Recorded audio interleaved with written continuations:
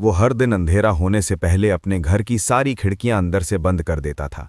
फिर घर के चारों ओर एक गहरी नाली खोदता, उसमें लकड़ी, किताबें और बाकी ज्वलनशील सामान भर देता। ऊपर से 98 ऑक्टेन पेट्रोल डालता और सब तैयार होते ही तुरंत कमरे के अंदर लौट आता। लकड़ी के तख्तों से दरवाजे खिड़कियां इस तरह सील करता कि एक मक्खी तक अंदर न आ सके। वो ऐसा इसलिए करता था क्योंकि सूरज ढलते ही बाहर की दुनिया इंसानों की नहीं रहती थी। इसी बीच राजू घबराहट में अपनी बंदूक में गोलियां भर रहा था। तभी बाहर से एक भयानक दहाड़ सुनाई दी। हालात समझ पाता उससे पहले ही दरवाजे पर जोरदार टक्कर पड़ी। डर के मारे उसने बंदूक दरवाजे की ओर तान ली और सांस रोककर मुकाबले के लिए तैयार हो गया। अचानक सब शांत हो गया। राजू को लगा खतरा टल गया है, लेकिन अगले ही पल उन्मादी रफ्तार से कई राक्षस घर की ओर टूट पड़े। राजू ने फायरिंग शुरू की, मगर उनकी संख्या इतनी ज्यादा थी कि वो संभाल नहीं पाया।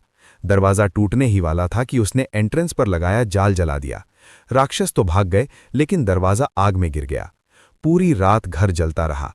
बेघर हो चुका राजू अब लाइट हाउस के रखवाले भैरव के पास जाने का फैसला करता है। रास्ते में अचानक एक जल राक्षसी ने हमला कर दिया। थक चुका राजू वहीं बेहोश हो गया।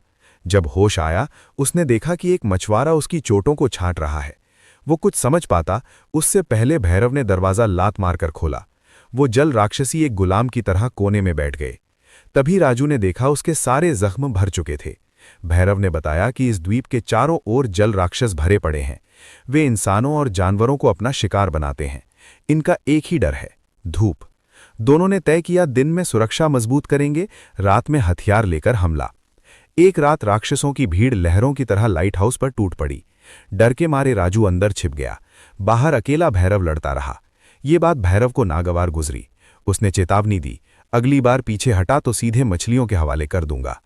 अगली रात राजू ने हिम्मत जुटाकर बाहर कदम रखा, लेकिन इसी अफरा तफरी में भैरव खुद चुपचाप अंदर छिप गया।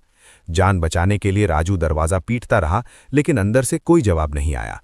जल राक्षस मौत बनकर झपटने ही वाले थे। भैरव को यकीन था कि राजू अब नहीं बचेगा। सुबह दरवाजा खुला तो वो सन्न रह गया। राजू जिंदा था। इसके बाद दोनों साथ मिलकर राक्षसों से लड़ते रहे। कितने दिन रात गुजरे किसी को याद नहीं। एक दिन उन्होंने महसूस किया कि हमले रुक गए हैं। सावधानी ढीली पड़ी ही थी कि आधी रात राजू पर फिर हमला हो गया। वो बुरी तरह घायल हो गया। आखिरी रास्ता था बम। एक जोरदार धमाके के साथ पूरी टावर तबाह हो गई। अगली सुबह दोनों ने बचे खुचे राक्षसों को खत्म किया, लेकिन उनकी हालत देखकर राजू के मन में दया जागी। उसने महसूस किया हर बार जिंदा रहने के लिए खून बहाना जरूरी नहीं। वो समुद्र किनारे गया, पत्थरों से एक घेरा बनाया और बीच में शांति का प्रतीक एक छोटी नाव रखी। ज्वार के